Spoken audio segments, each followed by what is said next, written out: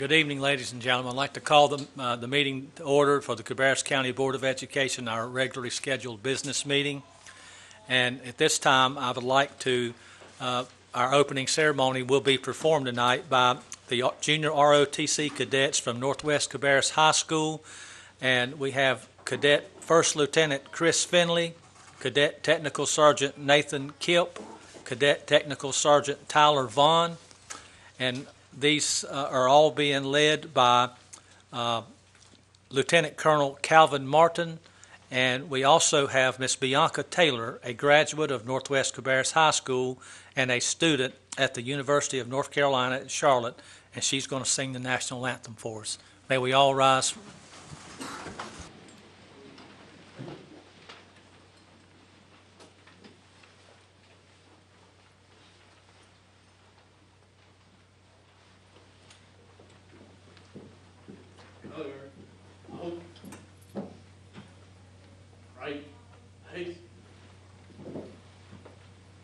Raising, colors. Oh, see, can you see by the dawn's early light what so proudly we hailed at the twilight's last gleaming, whose broad stripes and bright stars through the perilous fight, o'er the ramparts we watched, were so gallantly streaming, and the rocket's red glare, the bombs bursting in air, gave proof through the night that our flag was still there. Oh, say does that star-spangled banner yet wave o'er the land of the free and the home of the brave?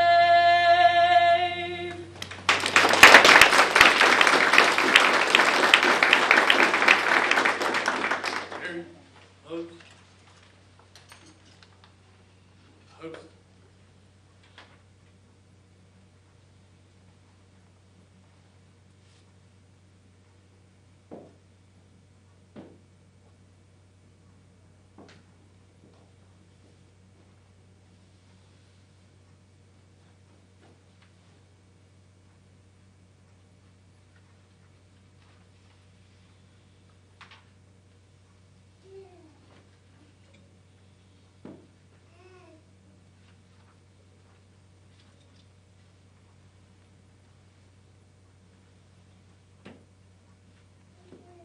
Right, haste, forward, hurt.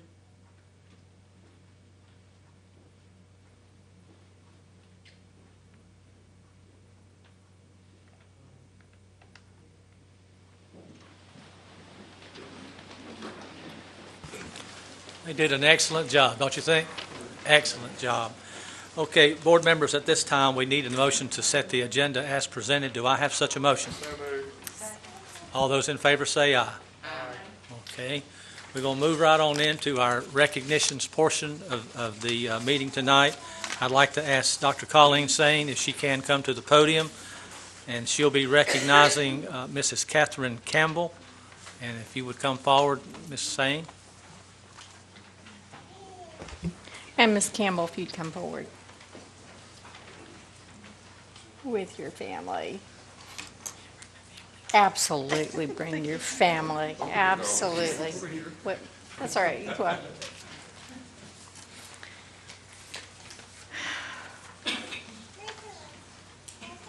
Awesome. Awesome.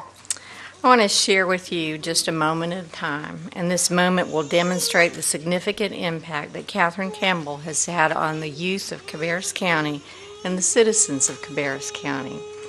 It was about this time, maybe 5 or 6 years ago, when we had an opportunity And I had been working on a project whereby we would look at alternative schools. And we found out that there was an opportunity through communities and schools.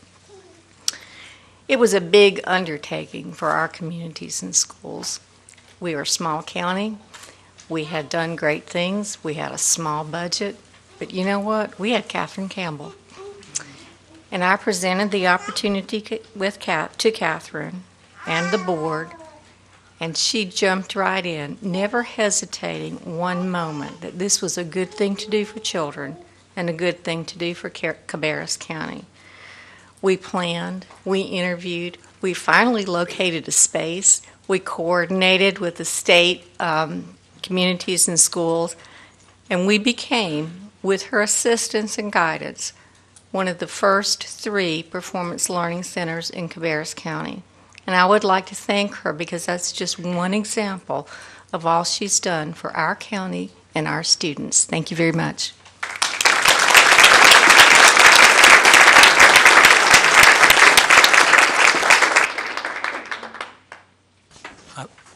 Wait a minute, I think also Andrea Palo, she has some comments that she wanted to make. Board members, let's go ahead and do that while they're up here.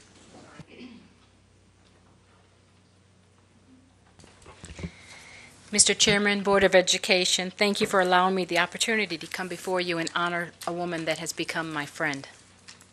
Catherine Campbell, the Executive Director of Communities and Schools, Cabarrus County. A couple years ago, when I was serving on this board, on the Board of Education, I was asked to join the CIS board. I remember reading about CIS when it first came to Cabarrus County and thinking this was a wonderful concept. So it was an honor for me to join this board. Then I saw for firsthand what it was doing for our students, example being the PLC. So of course I said yes, but little did I know that I would be asked to be chair and be able to work by a fine lady like Catherine Campbell. It was truly an honor for me.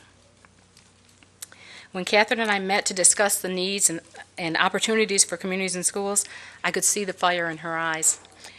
This wonderful woman certainly has a passion for our students and getting things done for them. Not one time did I ask Catherine to do anything that she said no, or I don't know if that would be the best thing. If it was an opportunity that could come and make a positive result for our students, she was game. For that, I thank her. She was always willing to do whatever it was to help our children, and it was certainly a joy to work next to her, hand in hand. I'm using the word was when I speak of Catherine, but let me tell you her final act of love for our children. Catherine's last day was supposed to be December 31st. In being selective to try to find somebody with that same kind of passion that Catherine has, we needed for her to pinch hit just a little bit longer. Of course, Catherine said yes and agreed to stay for an additional month. This will be her final week with us. I thank Catherine for this extra time, but I also want to thank Fred, her wonderful husband, because he was willing to share her with us just a little bit longer. We really needed that. I know Fred was excited about a retirement, but he too put his needs aside for the kids of this county, and I thank him very much. Catherine, I will miss you more than you'll ever know. I wish you happiness and hope that your retirement just has many, many wonderful years. And thank you so much for what you've done for these kids. Thank you.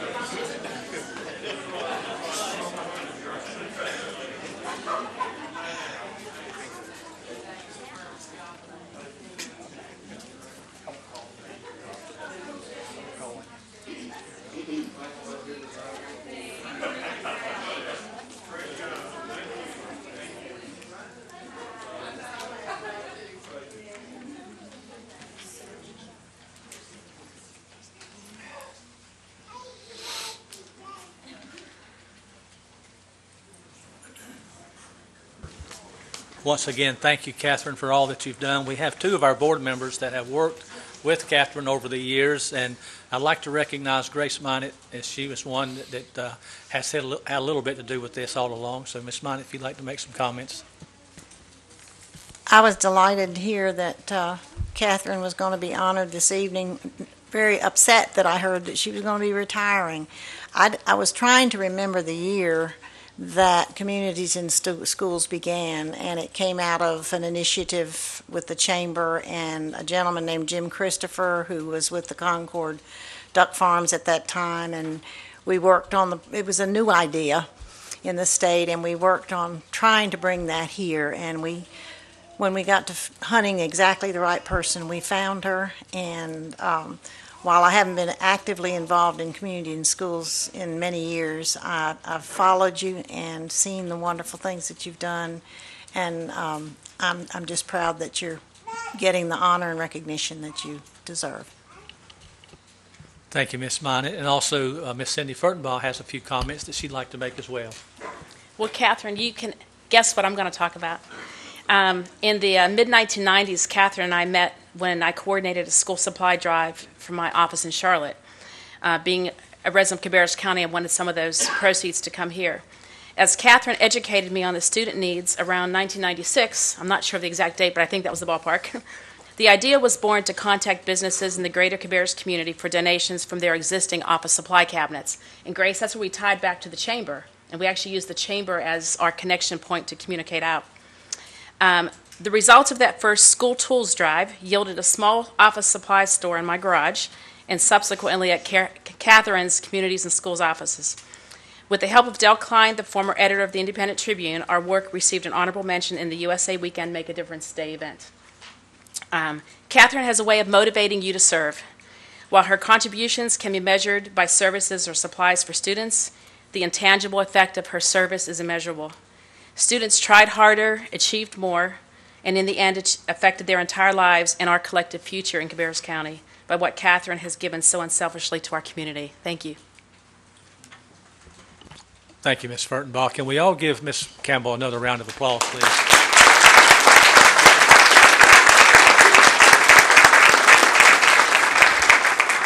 Okay, moving on with our recognitions tonight, we have several more, and at this time I'd like to ask Dr. Barry Shepherd if he would step to the podium, and he's going to make a proclamation from Governor Beverly Perdue recognizing January as School Board Appreciation Month in North Carolina, and I'll be receiving that award on behalf of the board.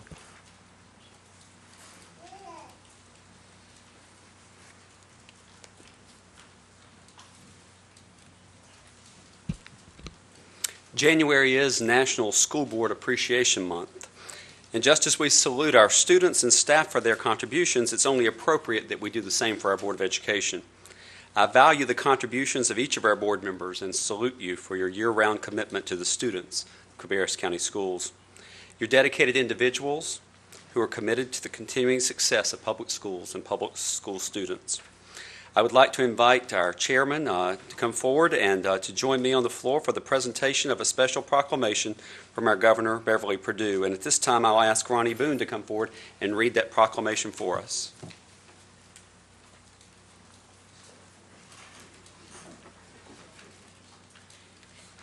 State of North Carolina. State of North Carolina, School Board Appreciation Month 2012, by the Governor of the State, a proclamation.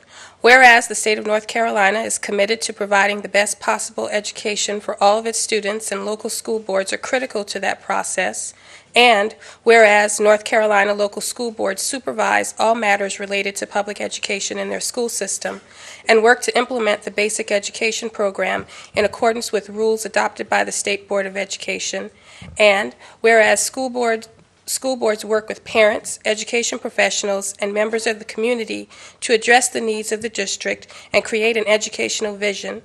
And whereas school board members act as advocates for public education and serve as a link between the school district and the public, and whereas decisions made by local school boards help prepare students in K-12 public schools to leave the classroom career or college ready, and whereas the state of North Carolina recognizes the contributions of local school boards to the academic success of public school students and entire communities, Now, therefore, I, Beverly Eves Perdue, Governor of the State of North Carolina, do hereby proclaim January 2012 as School Board Appreciation Month in North Carolina and urge our citizens to commend its observance.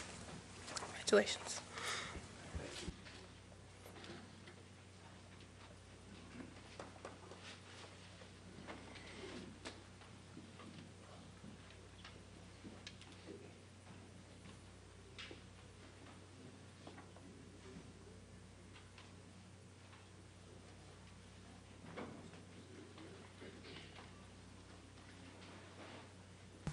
Okay, Miss Boone, you should have just stayed up there because we need you right back.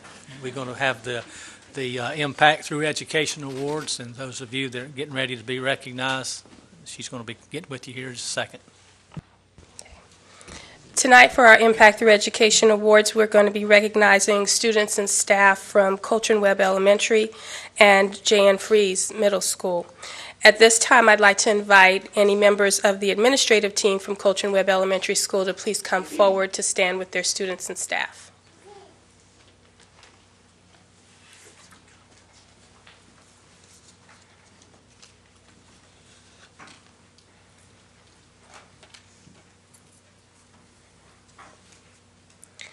Our first honoree from Coltrane Webb Elementary School is Dulce Almares.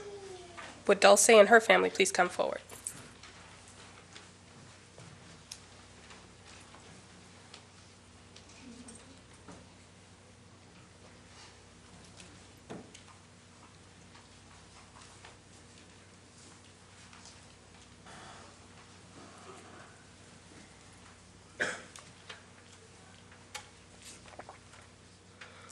Dulce is a fourth grader at Coltrane Webb.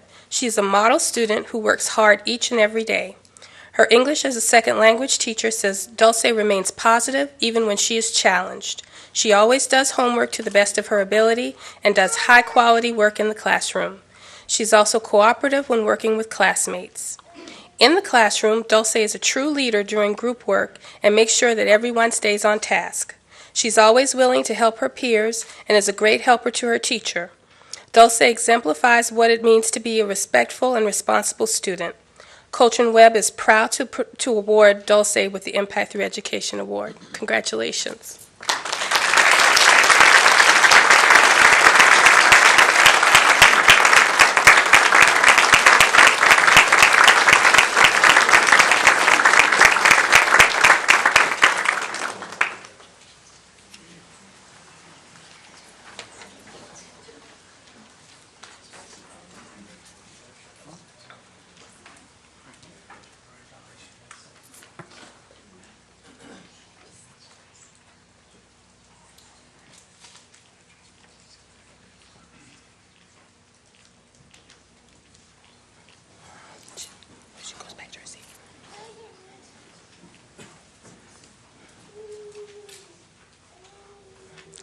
Our next honoree from Coltrane Webb is Zoe Klein. Would Zoe and her family please come forward?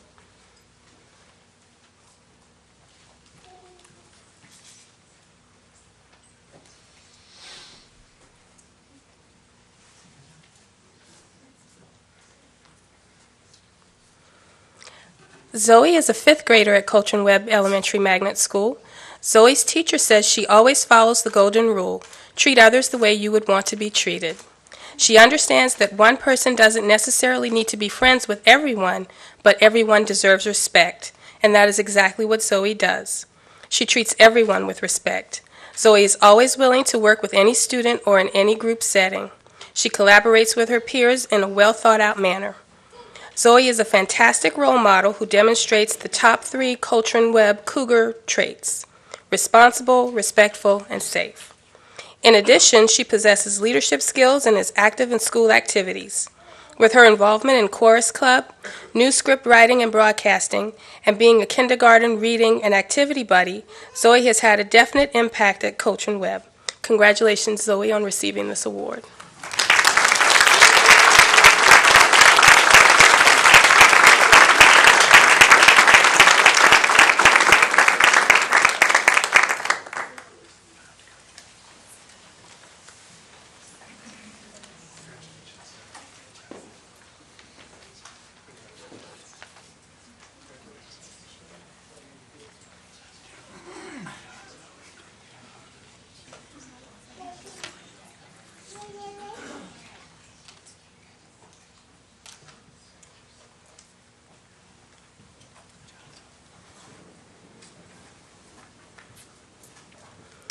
Our next Coach and Webb honoree is Mrs. Laura Cabarrus. Would Ms. Cabarrus and her family please come forward?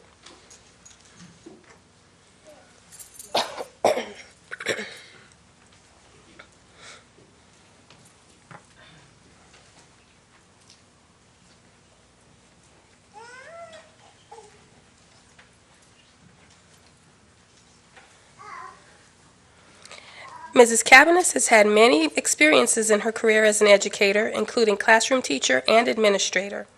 Even though this is her first year at Coach and Webb Elementary STEM Mynatt, her contributions have had a significant impact on the education of the students. Mrs. Cabarrus serves as the lead STEM teacher. She has worked extremely hard to collaborate with teachers to develop challenging and exciting learning experiences for the students at Coach and Webb. A colleague commented, "What a tireless educator and leader. She's always willing to help with lessons and help improve them. She has wonderful ideas, is organized, and very creative." Mrs. Cabarrus is active on several committees and leads several after-school activities. She also is a frequent presenter at conferences and workshop attendee. Mrs. Cabarrus makes a true impact at Coach and Webb Elementary School every day. Congratulations on receiving this award.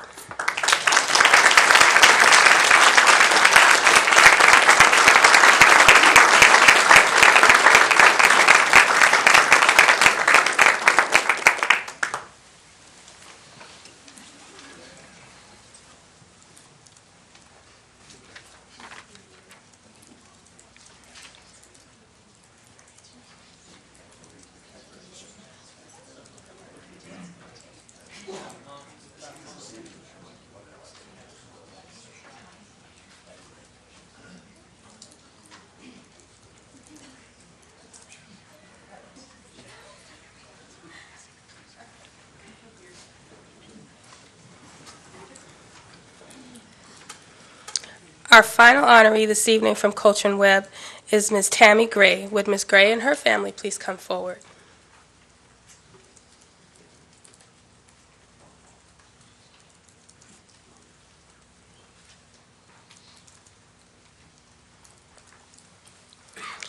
Tammy Gray has been a part of the Coach and Webb school staff for more than 13 years and currently serves as the head custodian.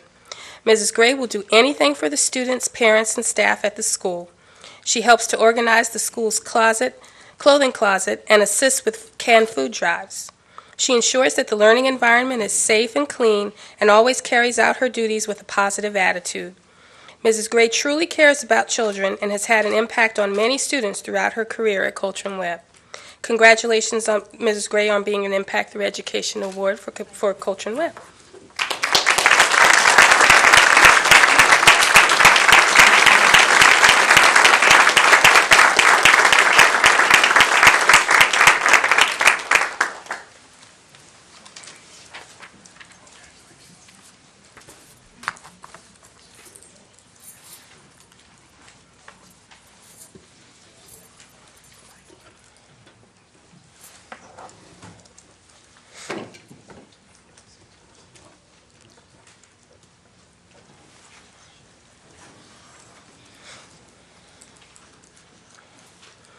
Now we'll move on to the Impact Awards for J.N. Fries Magnet School, and I'd like to invite any members of the J.N. Fries administrative team to please come forward at this time.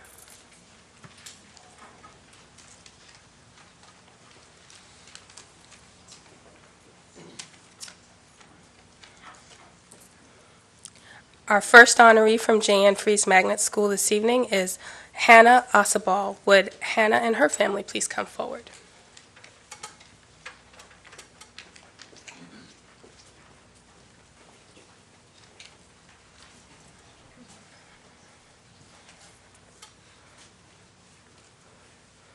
Hannah has attended Cabarrus County schools throughout her educational career. She attended Cox Mill Elementary and then moved to Carl A. Furr when it opened. From there, she went on to attend Harris Road Middle School for 6th and 7th grades and came to J.N. Fries this year for the STEM program. Hannah is a very talented musician. She has been playing the piano for 8 years. She also plays the guitar and is first trumpet in the school's 8th grade band. Hannah loves to sing and dance. She says she's enjoying the STEM program at J.N. Fries very, very much. She is described by her teachers as an excellent student who takes pride in always going above and beyond in her work. She is inquisitive and shares her joy of learning with others. She will help other students who are struggling academically and is able to be in a group and be productive with anyone. She is incredibly respectful and has a good sense of humor. She's also always willing to help students in the hallway or in the cafeteria to lend a hand. Jan Fries Magnet School is proud to award Hannah with the Impact Through Education Award. Congratulations.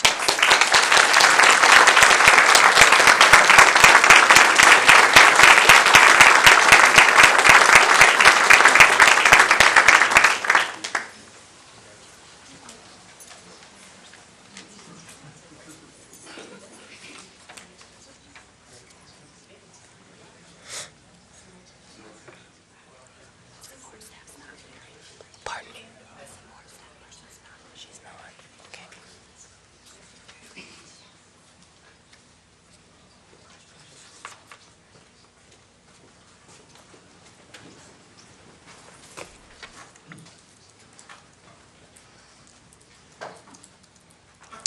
Our next honoree from from Jan Fries is Meryl Douglas. Would Meryl and her family please come forward?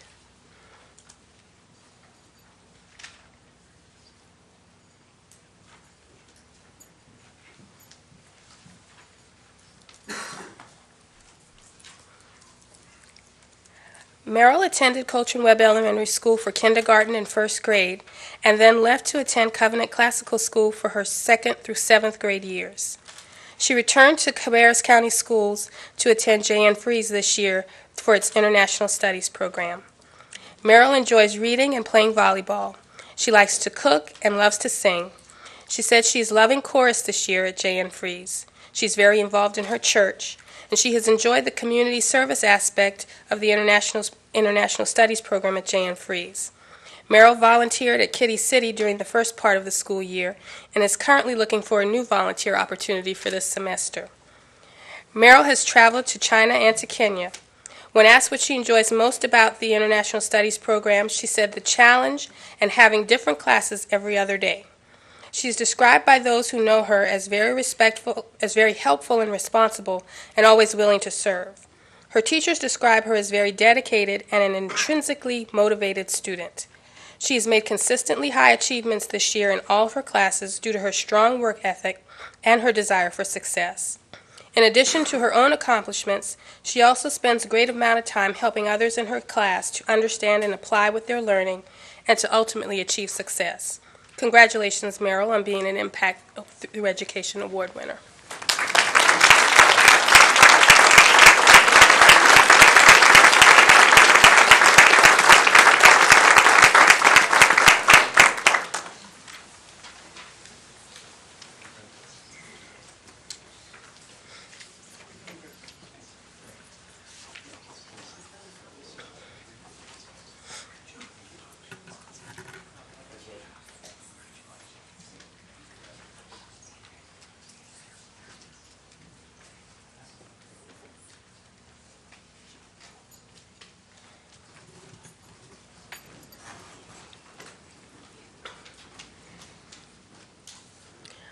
Our next honoree is Ms. Megan McNutt. Would Ms. McNutt and her family please come forward?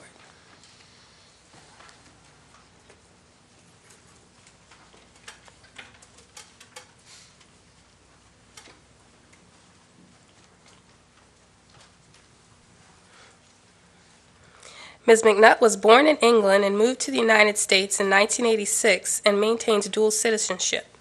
She has one son named Clyde. She graduated in 1994 from Michigan State University with a Bachelor of Science degree in Wildlife Biology and earned her master's degree in Curriculum and Instruction from Tennessee Technological University. She began her teaching career 12 years ago in Cabarrus County Schools. Her first 3 years were spent at the School for Environmental Sciences. She's been at Jan Fries for 9 years. While at the SES, her class won the Governor's Award for starting a recycling program. Ms. McNutt is National Board Certified in Early Adolescent Science.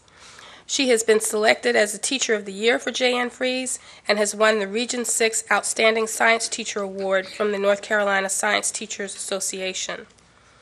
With the school's transition to a magnet school, Ms. Mynatt has been an instrumental part of the program, an instrumental part of the STEM program. She serves on the school's leadership team and is always willing to help in any way she can. Her colleagues describe her as a supportive and caring person who will go above and beyond the call of duty to ensure that the well-being of the students and staff at J.N. Fries are met. She gives 100% to all that she does and never stops trying until she accomplishes her goal. She's an amazing teacher with wonderful ideas and innovative thoughts. She is a leader and someone you can count on in an hour of need. Her mentee said, "She is an excellent mentor, and I couldn't have asked for a better role model to learn from." Outside of school, Ms. Mynatt enjoys hiking and reading. She's very involved in her church and teaches Sunday school. She's currently facilitating the church's Room in the Inn project.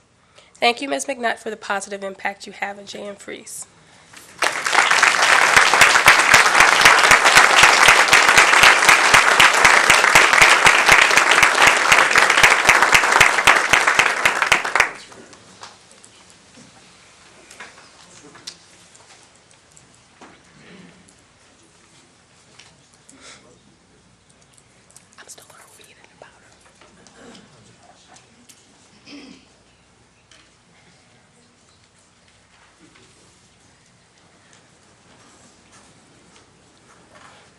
And our final honoree from J.N. Fries Magnet School this evening is Ms. Dawn Helm.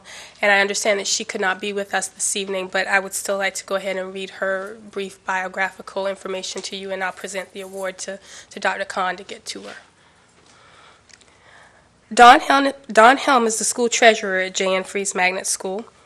She worked in corporate accounting for 17 years before joining the Noble Knights in April of 2010. Dawn is very friendly and outgoing. She brings humor to the front office and handles some of the most stressful times in stride with her positive demeanor. Her colleagues describe her as a team player and as someone that you can depend on. One of her colleagues said that Dawn has managed to streamline her office to make it really easy to work with and get things done so that teachers can concentrate on teaching. She has an excellent attitude and brings a smile to everyone's face. Her office is welcoming and inviting. It has become a joy to ask for supplies, purchase orders, and receipt money. She knows the value of her job. She knows the value her job has in making the student's education top-notch, and she does a great job. She's very deserving she's a very deserving recipient of the Impact Through Education Award. Mrs. Helm and her husband Patrick have 3 children. In her spare time, she enjoys reading. She likes to sing and sings in her church choir. She spends a great deal of time supporting the athletic events for the Raging Bulls and can be found at wrestling matches, baseball games, cross-country meets, and football games supporting her sons and husband. We congratulate Mrs. Helms on receiving the Impact Through Education Award for J.N. Fries.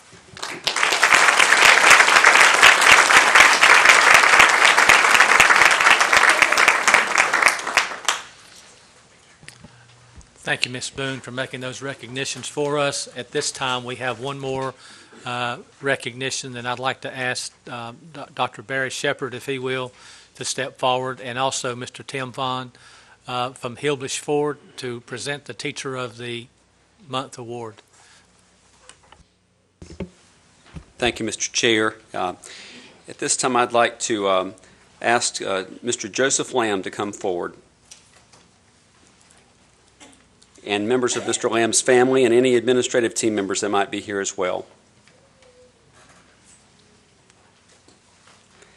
Mr. Lamb is an 8th grade social studies teacher at Harris Road Middle School. He was nominated for this award by one of his students, and in the nomination the student wrote, "Mr. Lamb is the best social studies teacher in the world. He makes you want to learn.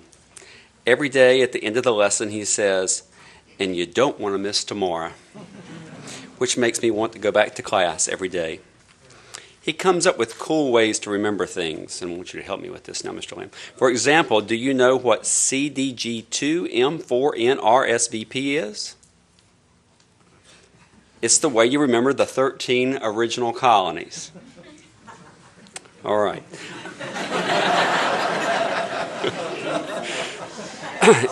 And Mr. Vaughn will quote them for you. There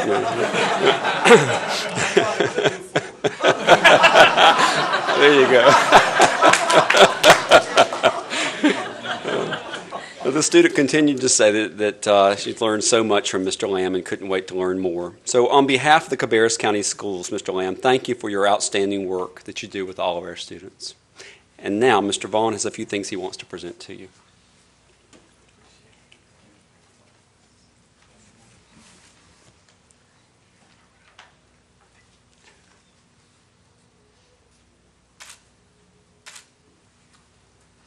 Join me in giving Mr. Lamb a round of applause.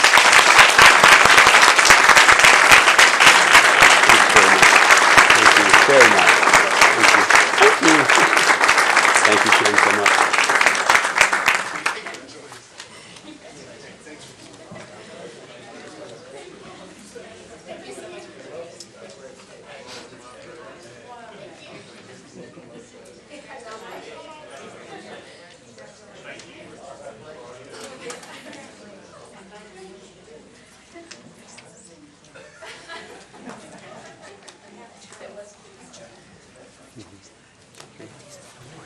We appreciate Hillbush Forward being the sponsor of Teacher of the Award.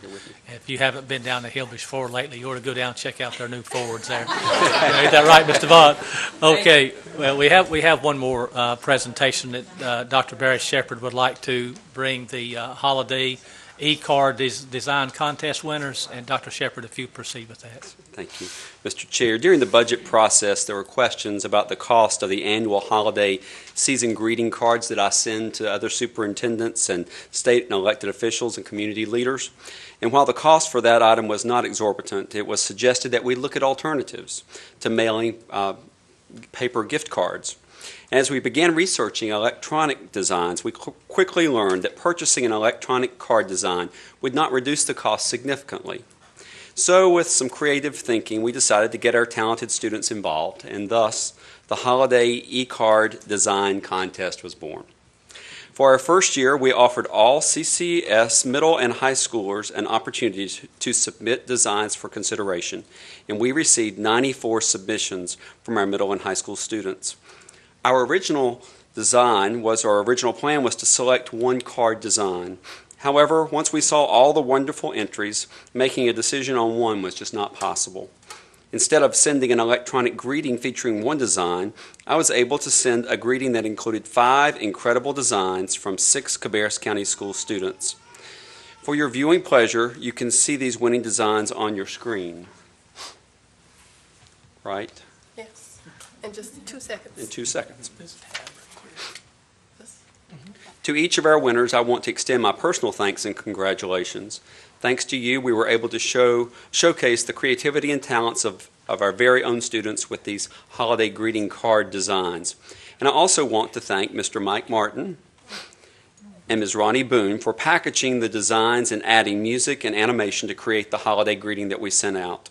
Now, Mrs. Boone will introduce each of the winners as I present them a certificate of appreciation and a CD containing their original artwork.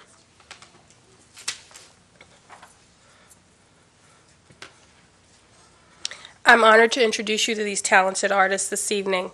Students, when I call your names, please come forward and remain up at the front until all of the winners have been announced so that the board members can congratulate you all.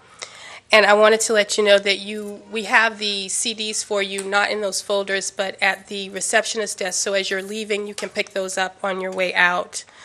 And without further ado, ladies and gentlemen, the winners of the Cabarrus County Schools' first ever holiday e-card design contest are Gabrielle Poole. Gabrielle, please come forward. And Gabrielle is a senior at Northwest Cabarrus High School. Nelson Martinez. Nelson is a junior at Northwest Cabarrus High School. Kara Wheeler and Taylor Tucker submitted a design together, and Kara and Taylor are sophomores at Mount Pleasant High School. Are they here this evening?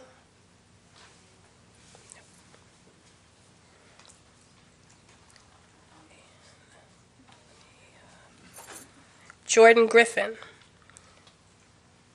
Jordan here?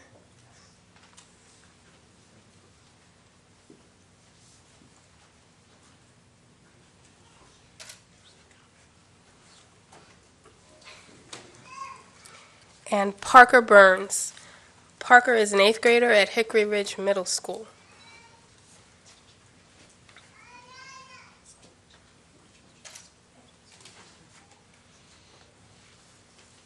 Let's give them all a round of applause.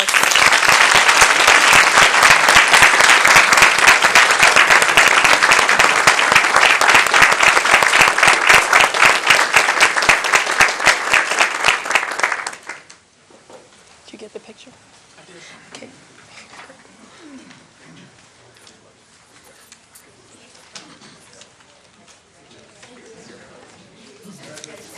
Thank you very much. Well done.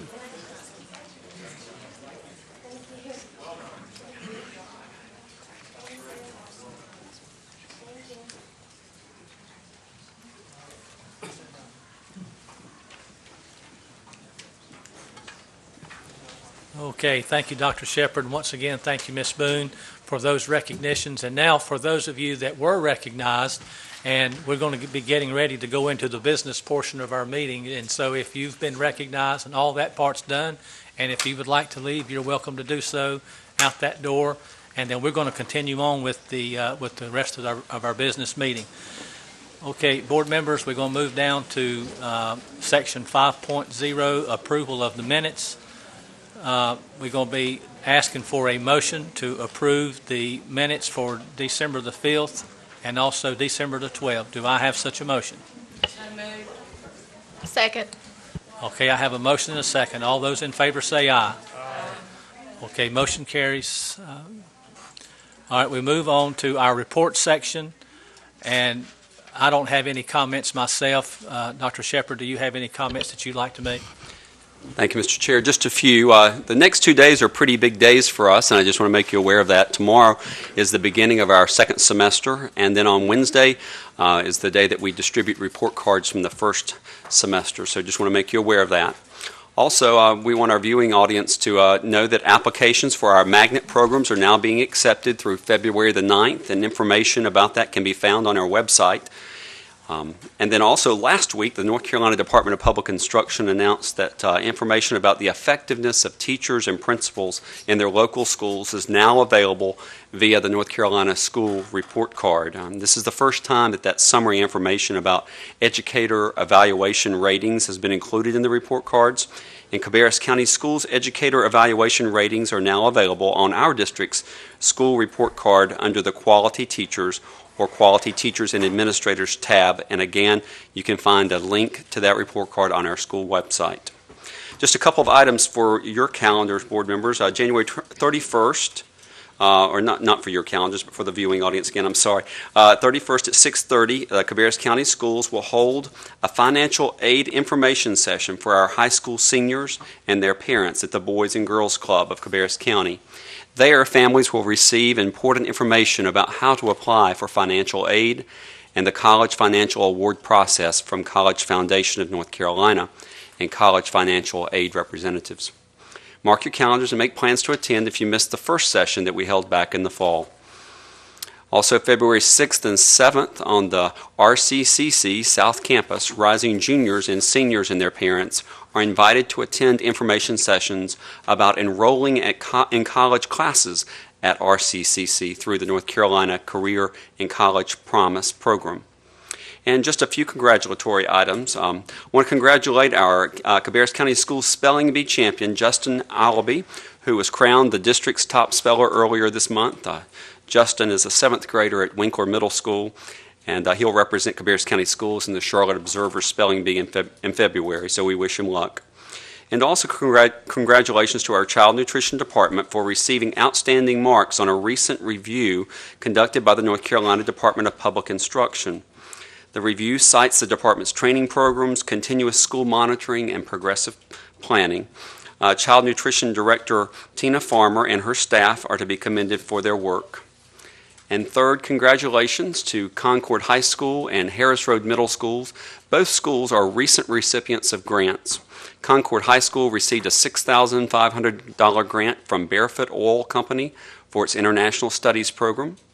And Harris Road Middle School received a $5,000 Lowe's Toolbox for Education grant from the Lowe's Charitable and Education Foundation to continue outdoor beautification efforts on the campus.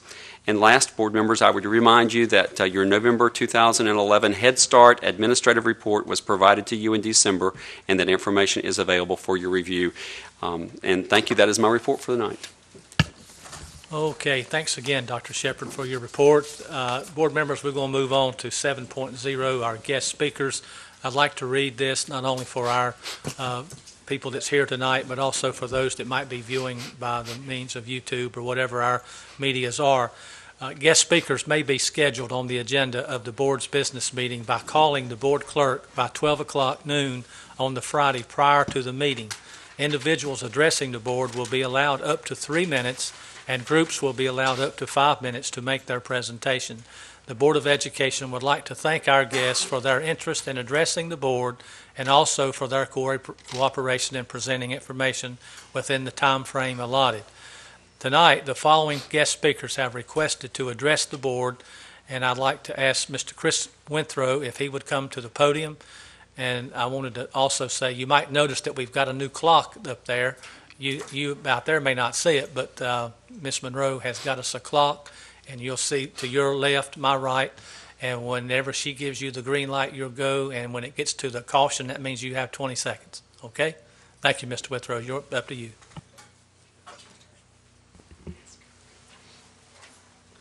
Good evening, Board Chairman, board members, Dr. Shepard, and staff. It's an honor to be here tonight among you, representing North Carolina Learns Incorporated. I am the chairman of the board, and I have a team with me tonight that I'd also like to recognize being present with me. I have board members Travis Mitchell and Steve Moody, and unfortunately one of our board members is recovering from pneumonia, and she was unable to be with us tonight, Michelle Goddard Terrell. Also on our team with me tonight I have Karen Gadati, Joe Chisholm, Jeff Barnhart, Michael Bergner, and Senator Hartzell. But again, thank you for allowing us to be here with you tonight. It's definitely an honor to be with you. Tonight, as you know, we are seeking preliminary approval of our application to go to the state of North Carolina. We believe that with this application that we can do wonderful things for the children in North Carolina and wonderful things for the children in Cabarrus County as well.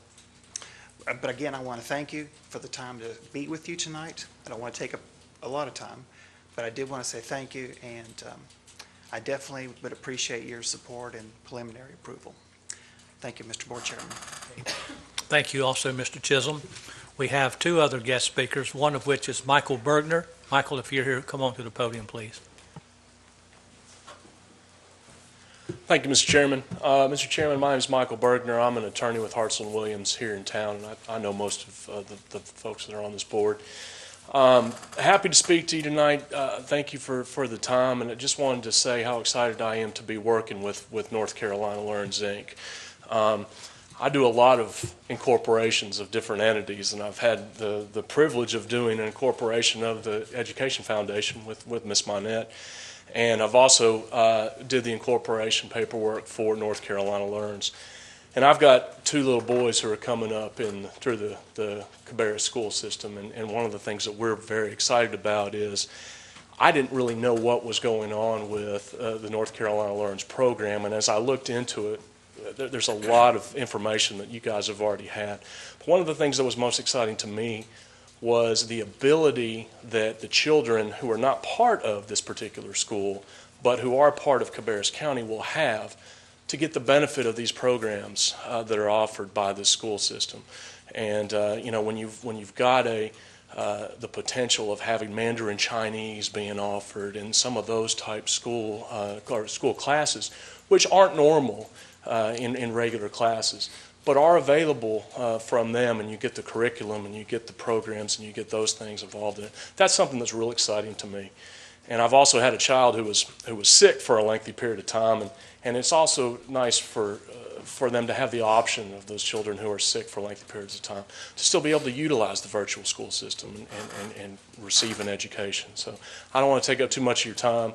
Mr. Hartzell will get into some of the legal issues, but I did want you to know that I'm going to be involved in this, and I'm excited about being involved in it, and I look forward to working with these fine gentlemen and also with working with all of you. Thank you very much. Thank you, Mr. Bergner. Now, it's my pleasure to introduce our last speaker, the Honorable Fletcher Hartzell. If you'd come to the podium, please. Thank you, Mr. Chairman, and members of the board, and Mr. Enriquez, and everybody who's here. It's my pleasure to be here, if for no other reason. I'm the local face, in particular, of North Carolina Learns, which is a local organization, which is in fact the applicant that is before you. It's also my pleasure to be here to listen about Colton Webb School, which I attended for a couple of years, and then honoring, in a sense, folks from J.N. Freeze, who, Joe Freeze was my principal and teacher when I was a sixth grader at Beverly Hills. I'm also a graduate of Concord High. My children are graduates of this system, and as many of you know, I once represented this system for a lengthy period of time, beginning when Jay Robinson was the superintendent, at which time I actually filed an action for Jay as a very young lawyer to seek additional funding from the Cabarrus County Board of Commissioners, a fact which was not successful in the short term, but successful in the long term because they ultimately increased it anyway. I say that in all of this as background to say the applicant here is North Carolina Learns, Inc., a local entity. It is chartered, and the proposal is based upon the law that has existed in North Carolina for at least 15 years, which I might say that I had some fairly significant involvement in drafting to begin with. And frankly, this is an idea whose time has come with little risk and tremendous reward for this board. I say that because if you look, one, at the legal side of this, and I had a brief conversation with Mr. Enriquez, if you look at the standards that this board is to consider, there are three. And the board, and this is under GS 115C, 238, 29C, A, B, or actually B. And there are three of them, I, double I, and triple I. That's what's to be looked at. That the applicant has the ability to operate the school, that the applicant would, that the information contained in the application meets the standards, and that thirdly, that it would be that the application would improve student learning and follow other standards. Your folks, local folks, your staff, has reviewed this application rather extensively and intensively. It's my understanding that they have found this to be entirely appropriate, and that it is consistent, and the applications are very consistent with what the requirements are. In fact, the law says that if that's found, then you shall at least give preliminary approval. There's another issue that's been raised with regard to liability on this board. There's a separate statute that expressly says this board has no liability. The liability is that of North Carolina Learns, which we're willing to accept. And the contracts and proposals are entirely appropriate. The contracts, which would have to be reviewed, we stand as the bulwark between you and anyone that we contract with, just as you do in other circumstances, but we are there, and that's what we're obligated to do. And we have some other local folks that we've suggested that might be useful to join the board of this entity. Finally, I would say once again, the business case, the pure business case for approving this application is extremely significant in terms of the alternatives of additional curriculum that's available to you at no cost, and for the benefits outside. This community, some years ago, adopted a welfare, in the human services area, we adopted welfare reform in a special situation before the state or the feds. This community adopted public health reform before anybody else, and we have the singularly most successful health department, not just in the Southeast, but probably in the United States, at no more public expense. And I would say also that this community, we've led the race in the area of mental health, simply because we were the model for the modifications that everybody in the state is now following. You've done some very significant things already here. We think that once again, this application, this circumstance, is an idea whose time has come. Thank you. Thank you, Senator Hartzell. Board members, it's time for us to move on to Section 8, the approval of the consent agenda. All of you have had this to go over. We discussed this on our work session. Does anybody have any questions or any comments about the consent agenda? Mr. Chairman, I make a motion that the January 23rd, 2012 consent agenda be approved as presented. I'll second that. Okay, we have a motion and a second. All those in favor? Aye. Any opposed? Motion carries for the board clerk. Okay, now we're going to move on to our 9.0, the action agenda. And this is where we're going to be talking about the North Carolina Virtual Academy. And we're going to have Mr. Matthew Fail, if he'll come to the podium.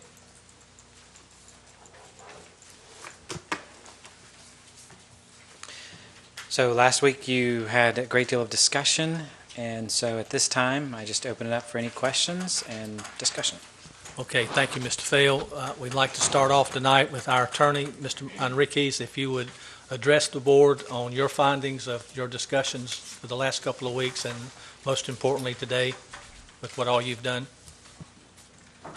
Thank you, Mr. Chair. And I have had discussions both with Laura Crumpler, who is the Assistant Attorney General in charge of education, and Katie Cornetto, who is the attorney for the State Board of Education. As I mentioned, I think earlier, it's very unusual for a charter school of any type, a brick and mortar charter school or a virtual charter school, to use this process of coming to a local board of education as opposed to directly to the state. So we are in somewhat uncharted territory where they're seeking preliminary approval. The statute clearly allows boards to do it. Once the charter laws were initially passed approximately 10 years ago, there were several applications. My understanding is, though, since the state board looked at all of those independently, most charter schools are now going directly to the state rather than coming to local boards. So it's an unusual process in terms of recent history. Ms. Crumpler and Ms. Cornetto also shared that they felt it virtually certain that the state board would reject this application regardless of the actions taken by our local board. They indicated that they are in the process of developing new standards for virtual charter schools. There is no charter school in effect now, and they are working on standards. They're also working on revised funding. She indicated the state's board view is that virtual schools should be given a smaller allocation than brick and mortar schools since they don't need to commit any resources. Obviously, this board needs to vote its own decision on it as a preliminary approval, but I felt it appropriate to share the comments that she made from the state perspective. I have reviewed the statute, and I think Senator Hartzell correctly quoted it to you. It sets out a procedure where an applicant can submit an application to a board as the preliminary chartering entity. I will say, and I know Board Member Fertenbaugh noted to me that the application was actually submitted on November 1st, and I've confirmed that it was submitted at 10 p.m., approximately 10 p.m. on November 1st. The statute does require that a chartering entity submit it prior to November 1st, and I think, in response to a question from Ms. Fertenbaugh, I think technically if the board wanted to, it could say that the application was untimely since it was not submitted prior to November 1st, or you could note that technical deficiency, it's obviously only 22 hours later than the deadline, and decide to go ahead and consider it on the merits. But I do think under the technical reading of the statute, the application was submitted late. If it were submitted November 1st, 2011, you would arguably have until February 1st of 2013, or a year from February, to act on it. If this board did not act on it, I'm advised by Ms. Crumpler that in April is the next round of regular approval for submissions to the state. So if they wanted to submit an application directly to the State Board of Education in April, that would be an option. assuming you waived the technical issue about whether it was on the first or prior to the first, I agree that as a legal matter, you have to look at three different criteria. One is information contained in the application. Does it meet the requirements of the statute? The second is whether they have the ability to operate the school and would operate it in an educationally and economically sound manner. And third, would granting the application improve student learning and achieve one of the other purposes set forth? Because those are pretty general, we provided to the board the proposed rubric that the State Board of Education uses, and I know that's what the Superintendent's Office and Matthew have used in their assessment. I do need to stress that I think it's up to the board to reach their conclusion on the assessment. In other words, you're not bound by Mr. Fail's assessment. I encourage you to, really, the board's the one that decides whether or not that criteria is met. For example, on the first criteria, I think, in my review, I think there are at least two areas where I think you could have a discussion about whether or not they've met the criteria, and I've shared these with Mr. Fail. First, they're required under the statute to have a description of student achievement goals for the school's educational program and a method of demonstrating students have attained skills and knowledge specified for those goals.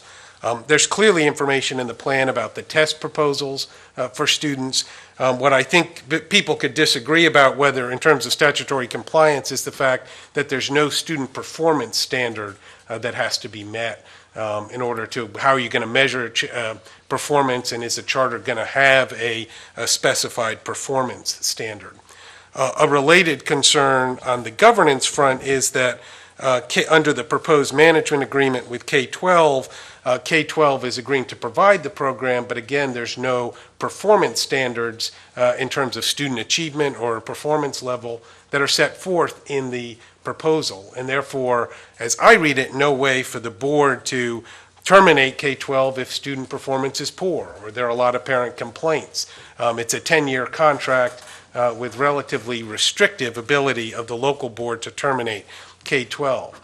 It's not my job to decide whether or not that meets the governance criteria, but I think those are things that the board can consider in making its determination about statutory compliance on that first prong of the criteria.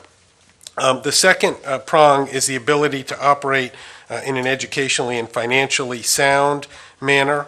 And again, as part of that, I think the board can properly weigh whether K-12 has a track record. I know that there are a number of states in which K-12 operates, and the board can consider that. The board can consider whether or not they've got the ability to provide a sound educational model. I know some board members express concern about whether a virtual education is an adequate platform, and I think reasonable people disagree about whether the virtual place is a good or bad place. And again, I'm not giving an opinion, but I think as board members in evaluating the application can consider whether or not a virtual education is, under the words of the statute, an educationally sound platform for delivery of education. And then the third factor is improving student learning. I know from some of the emails you've sent and the articles that have been circulated, there's a difference of opinion on whether students in a virtual environment perform higher or lower than students in a traditional environment. And again, I think that's an area where reasonable folks can differ upon whether having a virtual opportunity improves student learning or not. But I think those are, under the statute, I think that's really the criteria that you as board members should apply, is thinking about those factors and then deciding whether or not the application as submitted meets those factors. And if it does, you could submit it for preliminary approval, again, with my understanding that the odds of the state seconding that being small, or you could decide that those criteria were not met to your satisfaction and therefore not recommend it for preliminary approval. So, but that's how I kind of view your role as the board in my interpretation of the statute and the requirements of the different pieces of that statute. And now I guess I'm happy to answer questions, or Matthew can answer questions too. Thank you, Mark, for all the, your insight there, bringing all this to our attention. And what we want to do now is we're going to discuss this, and I want to mention to the board that in the event that any of the board members feel like that we need to have attorney-client privilege that we could go into closed session. And if we do that, what we would do is we would ask all of you just stay where you are, and the board would convene into closed session in Dr. Shepard's conference room. And at that time, we can discuss whatever legal issues that the board may have that needs guidance from Mr. Enrique. But unless that happens, we're going to stay right here with you. So what we want to do now is we're going to start our discussion, and I want to start on Ms. Mynatt's side. If Ms. Mynatt, if you have your comments prepared and you're ready to roll, we'll start with you, and then we'll go around. And I'd like to not make this an awful lengthy discussion because we've already discussed it. This is our third time, and I think we've got fairly good clarity as far as the law is concerned. Our basic concern now is whether or not the agency here has met the three basic criteria. Ms. Mynatt. Thank you, Mr. Chair. I want to start by saying just a side remark. When I was asked to come back on this board, Ms. Blackwelder, who was the chairman at that time, said, there won't be a whole lot going, and because we've already done the 15-year plan and we've already done the budget. So she owes me a big one.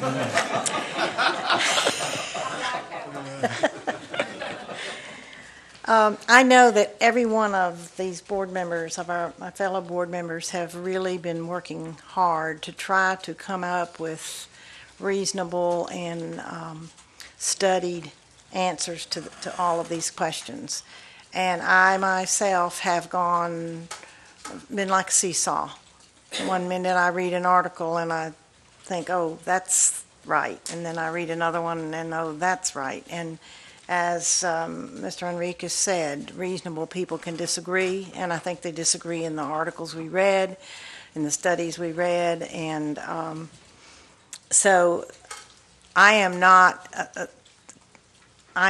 sufficiently versed in virtual schools and technology to be able to out of hand dismiss this idea.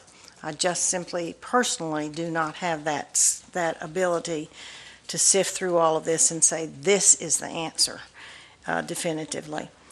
But when it was called to my attention, as Mr. Enriquez has just gone over, that there really are three things that are our guiding situation, the three requirements of the law. I looked at those and I turned then to the work that the staff had done, and I understand they spent an awful lot of time on this project. And I'm sure they had a lot of questions and a lot of discussion that over all of these points.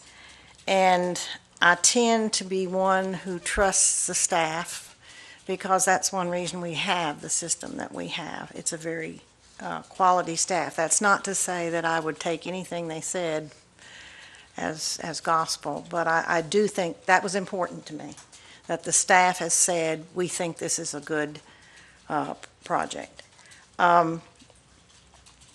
Then we come to the word preliminary, which is what we're being asked to do. We are not being asked to approve this school, and it starts because of our blessing. It is a preliminary approval, which just sends it on to the State Board of Education. And here again, I think the people at the State Board of Education are going to be far more knowledgeable than I. I think they're going to be far more able to look at these three requirements and decide whether or not this meets those.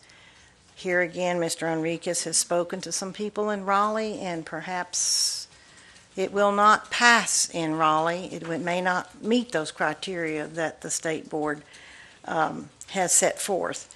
But then that may be the outcome, or it may not be the outcome. But at least I will have fulfilled what I think is my job on this board, which is to look at these three, consider who else has looked at it, try to do my homework as best I can, and come up with a decision. If it goes, and this is just a what if it goes through the State Board of Education and is approved, then it exists. And so it will be in the state of North Carolina somewhere. And if we are not the system that benefits from it. Some other system may benefit from it, or no system may benefit from it as the chartering entity.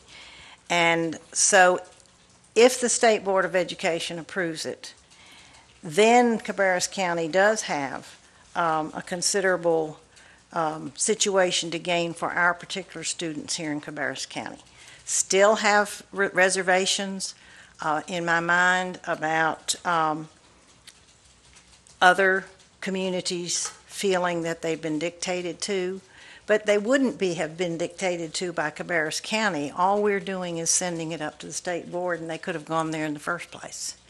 So that's, to me, is not a critical issue. So having looked it over and being one person who's known to do my homework and also willing to have my mind changed after I study things, at the moment I am in favor of moving it on to the State Board of Education. Thank you, Ms. Mynatt. Very well spoken. Ms. Carpenter, would you like to make some comments? Okay, this time I wrote it down. Okay. Cabarrus County's been first on many things. We were first to form the Health Alliance, which, as Mr. Hartzell mentioned, it took our health department and turned it into the Health Alliance. We were also the first to have nurses in every one of our schools throughout the county. We've been first in a lot of things. We were the first. We were not the first, but we're in the first group and stepped at the plate when the Performance Learning Center became available, and it was a tremendous success. So when I started doing my homework and started looking, I kidded with a lot of people. I said, kind of when I was looking for boyfriends years ago, I had a good list and a bad list.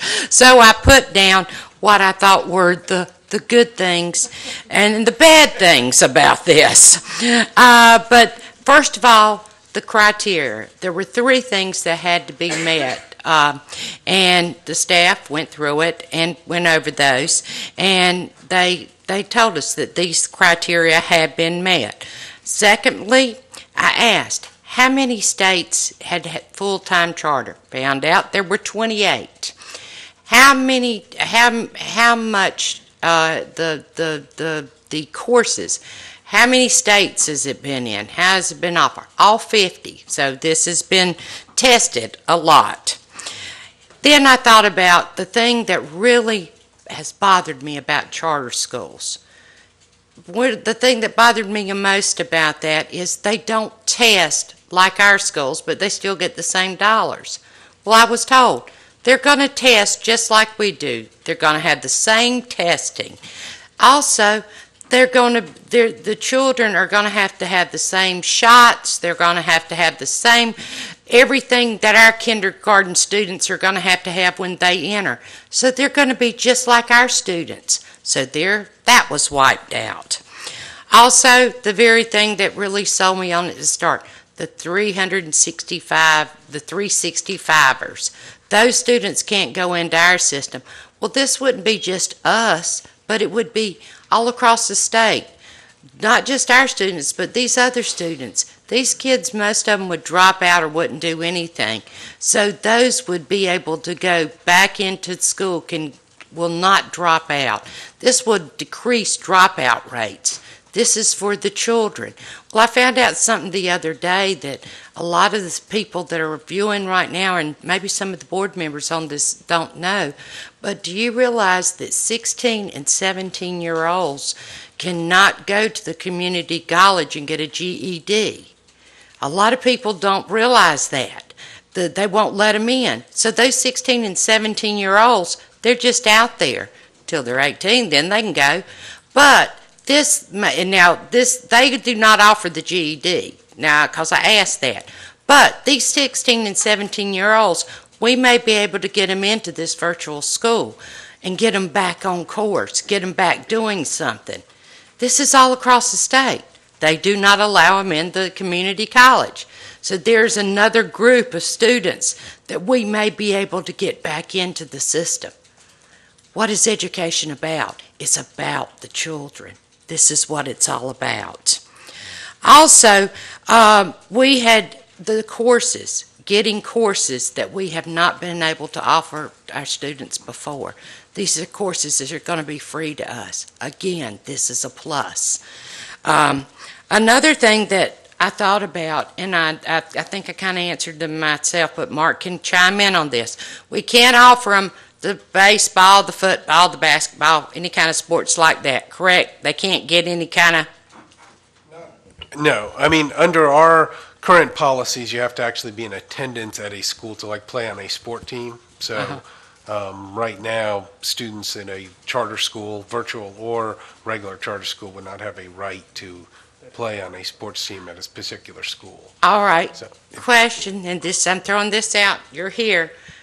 Would it be possible for them possibly to do virtual things like maybe have a chess club?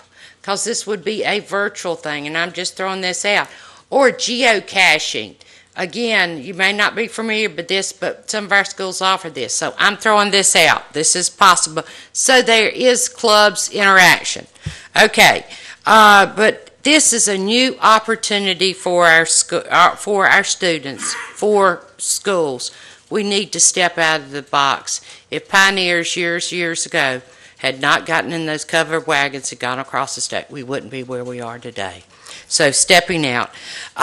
This is going to help, I feel, our dropout rate, not just for us, but for everyone. There is, and then the last thing, and I'm wrapping up. The last thing, there is the money issue. And that is the last thing because it is about the children. But I've been in budget sessions all week, and there's been talk about possibly we're wanting to try, I know in more than one, they've talked about trying to get the AP, the TA's positions back part-time. They've talked about needing the clerical and the janitor's positions. They've seen how bad it's hurt us this past year. And I know, for instance, just bringing TAs back, a half hour would cost around, I've seen a figure of $300 and something thousand. That money, if we got that money, that could help do that. So, you know, and all aside, within the contract, we've got an out. If there is not achievement within our contract, and Mark, correct me if I'm wrong, we've got something, if we find out there's not achievement, we've got within our contract, is there not an out with that if we don't? I don't see a provision in the current services agreement that would allow termination of the K-12 contract based on academic performance. That's something I talked about with Mr. Fales, and he was going to explore revising the agreement. And I don't know if that's been done, but I haven't seen any revisions that address a student achievement criteria. And that was a concern that I expressed, is the absence of that agreement. Have we put something? Because I would like something. So we do have that out. I would like the out. And with that, as long as we've got something within there, I am good with that, you know, because of it being such a long contract. They did do a revision. However, I didn't get it till about 4:40 this afternoon. So we'll get it out to you guys, but I'll let them respond to specifically. I've reviewed some of them, but I don't want to speak to something I've just had a real cursory glance at. So, Chris? Okay.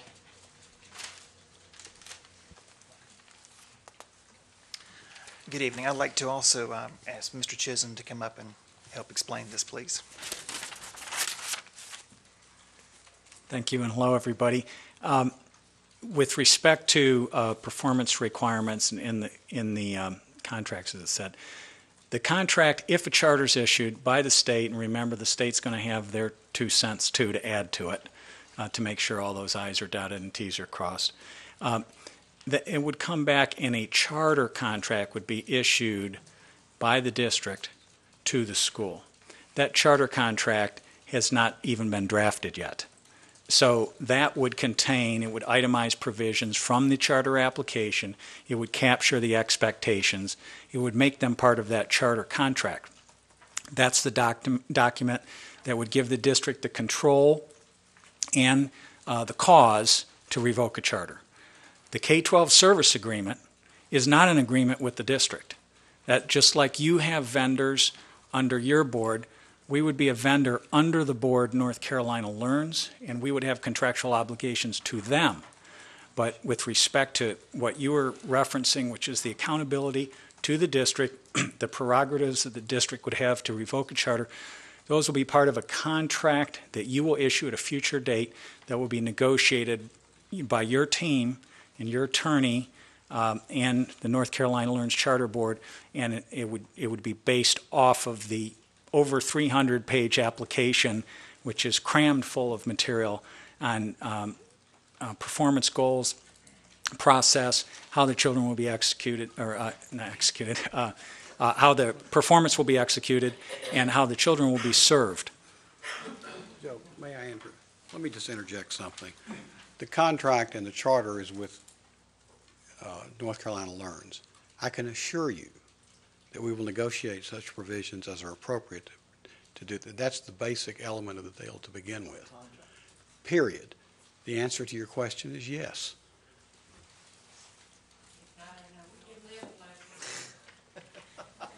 So is everybody here?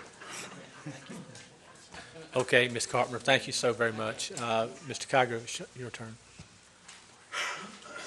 Thank you, Mr. Chairman, and I will be succinct in my remarks. Bold decisions sometimes send you, what Mr. Enriquez said, uncharted territory.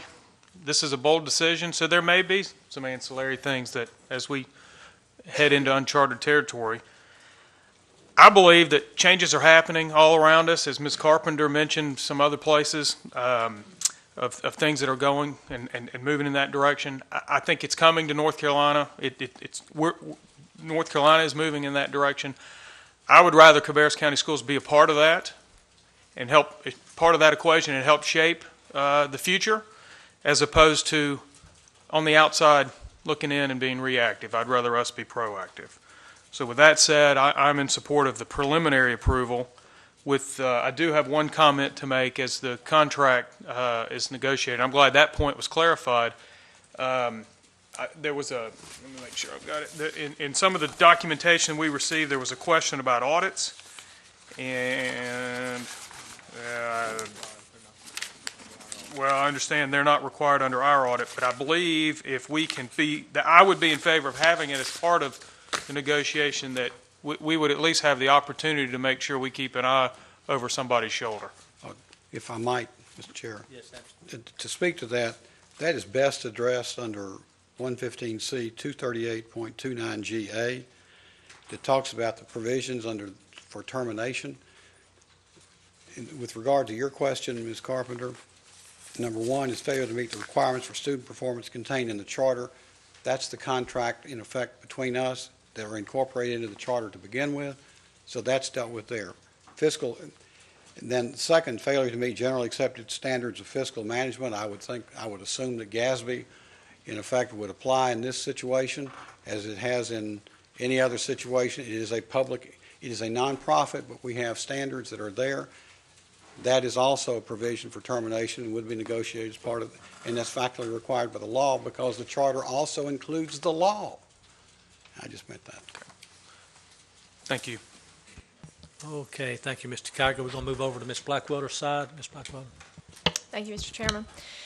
I as well agree, and I would just like to say to Ms. Mynatt, we didn't have these issues until I did ask you back. So I'm wondering what you brought with you. That's what you get for not being last. Yes, they are. Thank you. We've been back and forth. I've read all the emails, and this board has been very diligent in questioning staff and submitting questions for information and additional information and additional information, and we put a lot of time and effort into it. And what I would like to say is, some of us up here have an educational background, but the majority of us do not. And we do rely on our educational staff who have done a really good job to put us in our system where it is today. And we are looked at as a very innovative or creative system, and we want to be within the top 5 in the district. I don't even want to hear us say the top 10 anymore. We need to be within the top 5. We've got to make some steps to move in that direction. I'm not sure where that's going to come from, but that's where we look to staff to get us there. And as Ms. Carpenter said, we've been first in many areas, and I'm not sure where that started at to begin with. I'm sure there were lots of issues with those items when they were brought before boards as well. But my job as a school board member is to ensure that we are being creative and productive and innovative. It's not my business to always assess these educational projects, but it is yours. And when you bring a recommendation to us, I take that very seriously. The preliminary portion of the application is what is the most important word here, because we are not the begin-all, end-all with this process. There are people that evidently are much more qualified and have the right to say no to this at the state level, and that's where the end-all will be if they deem necessary. But I do feel like this is a progressive move for Cabarrus County. I feel like this will give our opportunities to students that may not have that. We partner with businesses, different entities. That's what the declaration says, that we work with different people to create an educational vision. So at some point in time, do you just start delineating what that means? I don't think so. So with that being said, I am in favor. I do like the answers that I've heard tonight for the situations that we all had problems with. The different assessments and audits and the various things that have been brought out already in some emails. So with that being said, I am in favor of the process moving forward to the state. Thank you. Thank you, Ms. Blackwelder. Ms. Fertenbaugh, I'd like to ask you to make your comments, please. Thank you, Mr. Chair. Cabarrus County Schools has historically been on a steady direction to improve student achievement, plan, execute curriculum enhancements, and really create a marketing plan to make CCS a very, very desirable district. In my opinion, this proposal does not meet that direction. This board needs to decide if we are willing to accept the unknowns and the risk associated with providing preliminary approval for the application. Our district and name will be forever attached to this application, which stands to affect 115 LEAs and student achievement levels. Can we or should we obligate the other 114 LEAs with our endorsement? While we have the decision before us at this time, it's important to note that each of the major public education organizations in the state, NCSBA, NCASA, and also NCAE, have formally expressed concerns about meeting all elements of a free public education, educational quality, and student achievement with virtual charter schools. In normal situations, we look to those organizations for shared opinions because they are the PhDs, the experts in education. This is not against virtual education. This is about the questioning of the effectiveness of a virtual charter. The legislative tenets for approval of the charter application requires that the school be educationally sound. An April 2011 study, which I emailed you all today, was published by Stanford University and cites performance, this is a quote, performance at cyber charter schools was substantially lower. Substantially lower was one of their rating characteristics. Than performance at brick and mortar charters, with 100% of cyber charters performing significantly worse than their traditional public school counterparts in both reading and math. I share that with you as an example because we have been provided with the information about the Agora Charter School, which K-12 runs in Pennsylvania, that was included in this study. So to evaluate something at that significantly worse, I think is pretty serious. Does it meet the educationally sound requirement? It's extremely important that performance data be included in any agreement, as has been discussed tonight. To address the need to create a total learning environment, NCBBS courses are integrated into the traditional school environment operated by the LEA. Students are provided with staff support systems, transportation, lunch, opportunities for athletics, arts, and other extracurricular activities, along with a mixture of traditional and online learning classes. The laws and policies in North Carolina are not yet established for a statewide virtual charter school. Many of the examples given to us in response to how curriculum issues would be handled are based on virtual schools in single large districts in other states, not statewide charter schools. This is different.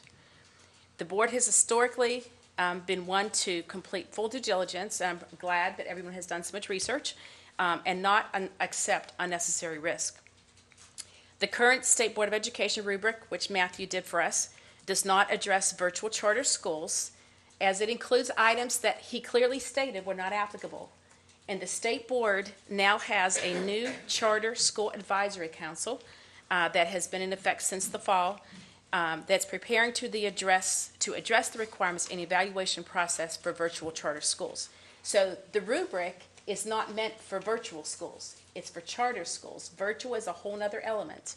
And so that's probably in part from Mr. Enriquez's comments that the rubric doesn't meet it. So regardless of what we do, it doesn't meet, it has to be reevaluated. From an educational standpoint, we need to ensure the educational quality, to ensure there are adequate measures to know students are doing their own work, how they're achieving. The achievement level has been one of the big questions with virtual charters. By nature of the revenue sharing from North Carolina Virtual Academy to CCS increasing this past week, it appeared to me at least that this was attempting to buy approval. Keep in mind that this is all taxpayer money, and it is our duty to be responsible for such funding. By Dr. Shepard's own words, we would be making money. CCS contributions to the Virtual Academy would be minimal in comparison to what we would receive financially from the Virtual Academy. That's revenue. To be fair, I would suggest that any rebate revenue to CCS should be shared proportionally with each LEA with enrolled students. Otherwise, it would appear to constitute payment for approval, especially in light of the increased offer presented to us. And many of you may remember that Senator Hartzell would not even accept a sandwich from us at our legislative luncheon last year. So how can we accept money for approval? That's basically what this is, folks. By statute, each LEA will have the opportunity to present an impact statement to the State Board, a position we would not want to have to be in for Cabarrus County Schools. I encourage you to deny approval tonight and defer to the State Board entirely to ensure every LEA will have an equal opportunity to provide input. Several of us have already discussed ways for our district to make greater use of NCBPS for underserved students and provide additional opportunities for flexible online learning. This would enable us to educate students under our guidance, under our standards, while ensuring the students receive all of the services they need. And I'll be happy to share those, Mr. Chairman, at a future work session. I say let's use provisions we already have and enhance the usage of NCBPS. We have our STEM programs, IB programs in high school starting up. We're one of the biggest users of NCBPS. I sent you all today the corrected numbers, what staff gave us, and I appreciate that, a lot of the board says staff always knows the answers, but the information we got on the cost of virtual classes was not accurate. It was old information, so I sent out the corrected information today. No other district has a board member, myself, with direct influence with NCBPS. So, Blake, we do have a seat at the table, and I have been at that table for 8 years since it was born. And there are more great things coming. I really fear this is going to derail what the state already has in place and what we're trying to do for our students. At our last meeting, I asked the board attorney if we were required to take any action. The opinion at that time was yes, we needed to. However, the statute, provision A, specifically states that the request for preliminary approval shall act on each request received prior to November 1st. I would suggest to our board that we are not required to take action. You've all expressed your opinions, but we are not required to take action, and that we do not take action at this time. Thank you. Well, thank you, Ms. Fertenbaugh, for your comments. Mr. Furr. Well, once again, you've left me down here to be the last one with everything already being said, but of course I'll be short and sweet, and I'm kind of I'm not the highly educated one, but I consider myself sometimes the most logical person. So with that being said, first of all, I'd like to thank you guys for spending a lot of time here. You guys have earned respect from us, and it looks like it doesn't really matter what I say. It's already looked like it's gonna.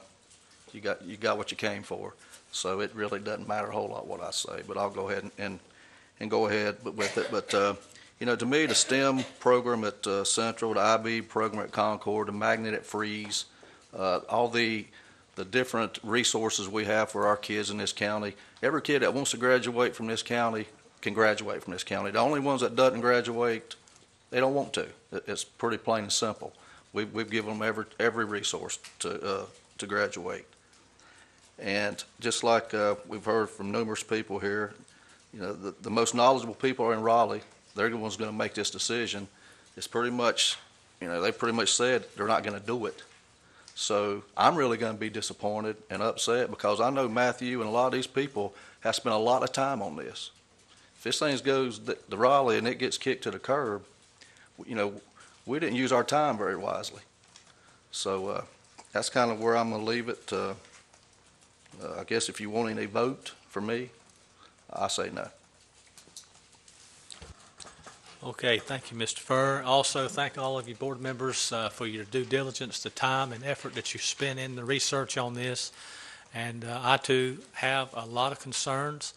And I've been thinking about this. I mean, I went to Dallas this past week and had a lot of time to think about this. I'm telling you, laying in bed at night, 3 and 4 o'clock in the morning, rolling around, trying to come to peace with my own self about this. It may not be a big decision to some of you, but it's a big decision because it's a reinvention of education the way we know it.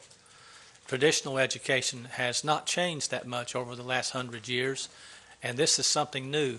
As Mr. Enriquez stated, it's uncharted waters. It's not only uncharted waters for us, but it is for North Carolina also.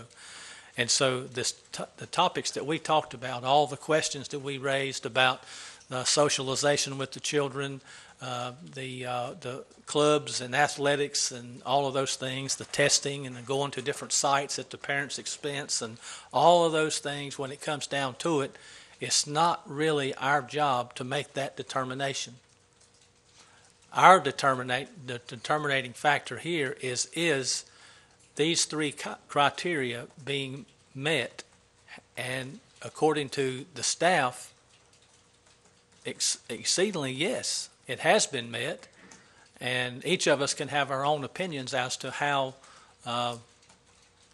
that standard should be, or whatever. But anyway, when it comes down to it, though, we're not going to stop this. It's going to grow, and if this board decides to approve the preliminary application tonight, it goes on to the State Board of Education. It will be up to them to make these changes. And as I mentioned to Senator Hartzell when we talked over the weekend, I certainly feel like there's a lot of legislation needs to take place for North Carolina virtual schools, not necessarily for North Carolina Virtual Academy, but for virtual charter schools in general, because primarily the funding. I don't think the funding is right, and that needs to be addressed, as well as there's a lot of other issues that need to be addressed. But that's not for this board to decide. That will have to take place in Raleigh. Okay, so at this point, what I'd like to do is I'd like to call for a motion. Do I have such a motion to approve this preliminary application being submitted by the North Carolina Virtual Academy? Do I have such a motion? So moved. Do I have a second? I'll second it. Okay, I have a motion by Mr. Kiger and a second by Ms. Carpenter. I'd like for all of you that board members are in favor of doing this, would you raise your hands, please? Okay, for the board clerk, looks like we have 5-2 with Ms. Fertenbaugh and Mr. Furr declining. Okay, the motion carries. Thank you, ladies and gentlemen. And now we're going to move on to the next action agenda item, which is the approval of the annual computer lease. And I'd like to ask Mike if you'll come to the podium in the place of Ms. Probst. Thank you, Mike. All right. Thank you. I think you guys have all had the documents sent up about what the lease is, and I'm just here to answer any questions if there are any. Thank you. Board members, do we have any questions, comments, concerns about the annual computer lease? Mr. Chairman, I would like to make a motion that the annual computer lease be approved as presented. I have a motion. Do I have a second? Second. All those in favor say aye. Aye. Motion carries. Thank you, Mr. Stocks. Thank you.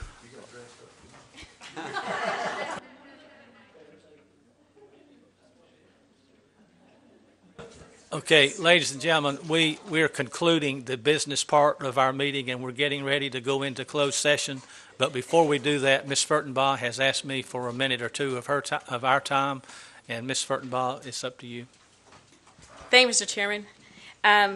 Board members, it has truly been a life-changing experience to serve on this board, to work with each of you, and to serve the staff and students of Cabarrus County Schools.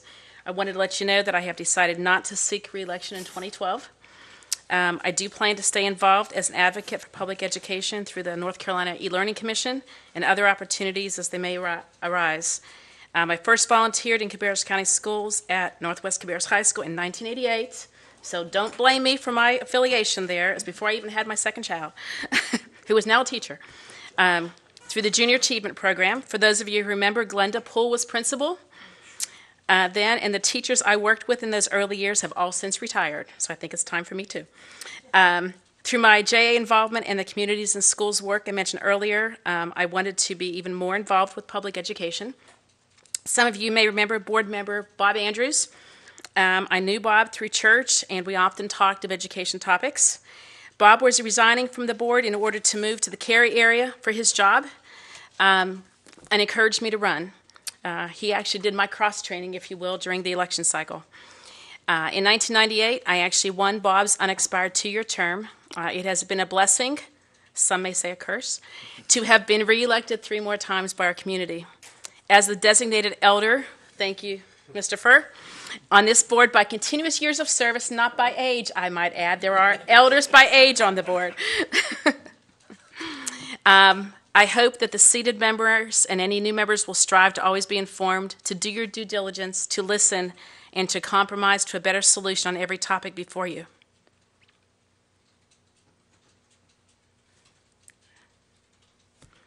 I know that this board will continue to be a team and work to serve in the best interest of the students and staff of Cabarrus County.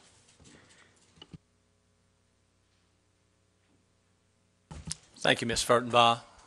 You know, I appreciate Ms. Fertenbaugh's service over the years. She's diligent, dedicated, committed, and I, for one, appreciate you, and we will miss you on the board, Cindy. There's no doubt about that. I sincerely mean that. Okay, board members, it's time for us. Mr. Chair, can I also make a comment? Yeah, as someone who still feels like he's relatively new, I have been incredibly impressed with the depth of your knowledge of all that goes on and the many facets of what happens in a day-to-day basis in our schools. When I've gotten here of whatever issue has come up and whatever we've had to discuss and talk about, you have just an incredible depth of knowledge, and it will be sorely missed. Okay, thank you, Mr. Kiger. Board members, it's time for us to convene in closed session, and this is pursuant. Let me get to I got to read this to you all, according to Mark. Pursuant to General Statute 143.318.11A6, to consider the qualifications, competence, performance, character, fitness, conditions of appointment, or conditions of initial employment of an individual, public officer or employee, or prospective public officer or employee, or to hear or investigate a complaint, charge, or grievance by or against an individual public officer or employee, and pursuant to General Statute 143.318.11A3, to consult with an attorney employed or retained by the public body in order to preserve the attorney-client privilege between the attorney and the public body, which privilege is hereby acknowledged. Do I have a motion that we go into closed session? All those in favor say aye. Aye. Okay, good night, ladies and gentlemen. We're going into closed session, and we'll see you back in February. Thank you. Good night.